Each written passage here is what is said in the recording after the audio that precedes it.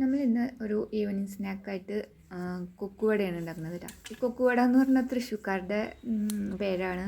ഇനി വേറെ സ്ഥലത്തൊക്കെ ഇതിൻ്റെ പേരെന്താണെന്നൊന്ന് പറഞ്ഞോളൂ, കമൻറ്റ് ചെയ്തോളൂ, എന്ത് പേരില്ല നിങ്ങളൊക്കെ പറയണേന്ന്.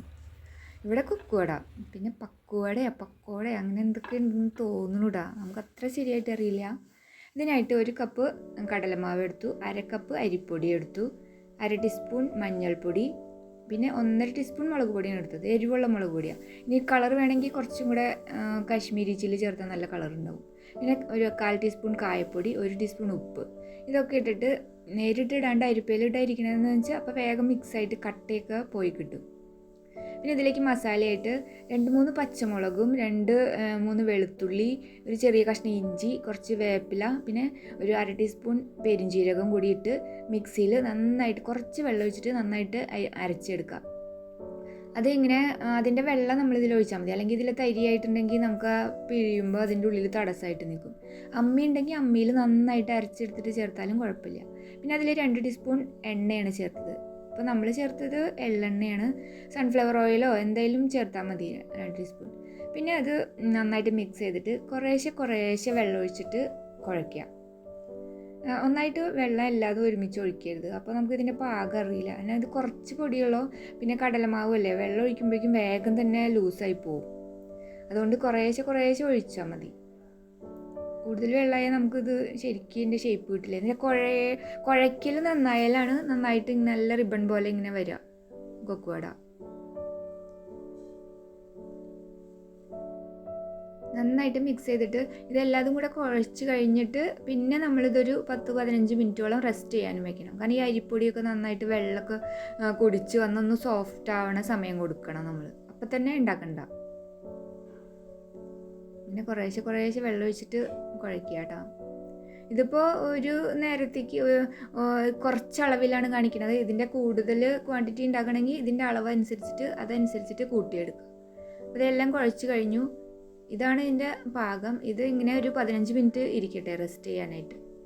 അതിനുശേഷം നമ്മൾ എണ്ണ ഒഴിച്ച്, ഇത് വെളിച്ചെണ്ണയിലാണ് വറുക്കുന്നത്. നമ്മുടെ സേവനാഴി എടുത്ത് അതിൻ്റെ ഉള്ളിലും കുറച്ച് ഇങ്ങനെ എണ്ണയൊക്കെ തടവി കൊടുക്കുക, അപ്പോൾ ഉള്ളിൽ ഒട്ടിപ്പിടിക്കില്ല. എല്ലായിടത്തും എണ്ണ നന്നായിട്ട് ബ്രഷ് ചെയ്ത് കൊടുക്കുക കേട്ടോ. പിന്നെ ചില്ലൊക്കെ കണ്ടില്ലേ, മനസ്സിലായില്ലേ?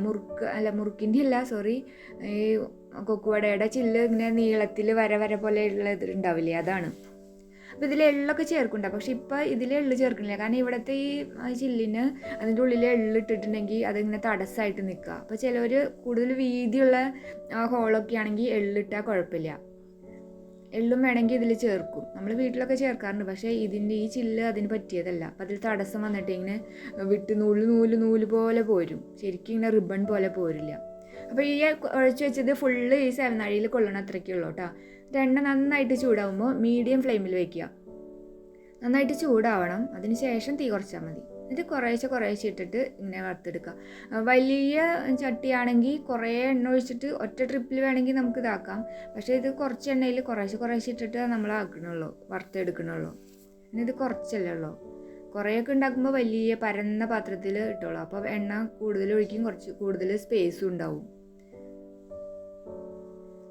അപ്പോൾ ഇത് പാകമാവാണ്ട് എങ്ങനെയാണെന്ന് അറിയാമെന്ന് വെച്ചാൽ ഇതിൻ്റെ പതയും തിളക്കലൊക്കെ നിന്ന് പോവില്ലേ, അപ്പോൾ അങ്ങനെ അതാണ് ഇതിൻ്റെ പാകമാവണത്.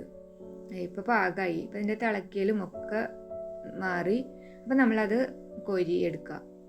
കുറച്ച് നേരം ഇങ്ങനെ പിടിച്ചിട്ട് അതിൻ്റെ എണ്ണയൊക്കെ ഒന്ന് കളഞ്ഞിട്ട് നമ്മളത് എടുത്ത് പാത്രത്തിലിട്ടാൽ മതി. ഇത് വേഗം തന്നെ റെഡിയാവും, അധികം സമയമൊന്നും വേണ്ട. ഇതുകൊണ്ട് നമുക്ക് 2-3 പ്രാവശ്യമൊക്കെ 2-3 ദിവസത്തേക്കുള്ള സ്നാക്ക് കിട്ടും കേട്ടോ, ഇത്രയും ക്വാണ്ടിറ്റിയിൽ നമ്മൾ എടുത്തിട്ടുണ്ടെങ്കിൽ.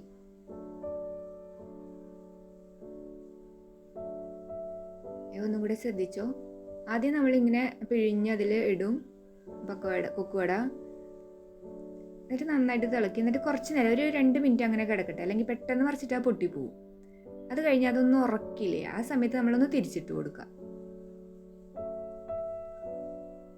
തിരിച്ചിട്ടിട്ടും ഇതുപോലെ 2 മിനിറ്റ് അങ്ങനെ കിടക്കുക. അത് കഴിഞ്ഞിട്ട് ഇതിൻ്റെ തിളക്കിലൊക്കെ നിന്ന് വെന്ത് കഴിയുമ്പോൾ നമുക്ക് മനസ്സിലാവും, അതിൻ്റെ തിളക്കിലൊക്കെ നിൽക്കും, എണ്ണയുടെ തിളയൊക്കെ നിൽക്കുമ്പോൾ നമ്മളത് കോരിയെടുക്കുക. അവസാനം കുറച്ച് കറിവേപ്പില കോരി ഭംഗിക്ക് വേണ്ടിയിട്ടതാണ് കേട്ടോ. വെറുതെ കഴിക്കാനാണെങ്കിൽ ഇപ്പോൾ കറിവേപ്പില ഇടില്ലെങ്കിലും കുഴപ്പമില്ല. ഒരു ഭംഗിക്ക് വേണ്ടി നമ്മൾ പാക്കറ്റിലൊക്കെ കിട്ടുമ്പോൾ അതിൽ കറിവേപ്പിലൊക്കെ കാണുമല്ലോ, അങ്ങനെ അതും കൂടെ ഇട്ട് കൊടുക്കാം. അപ്പോൾ നമ്മുടെ കൊക്കുവട റെഡിയായി.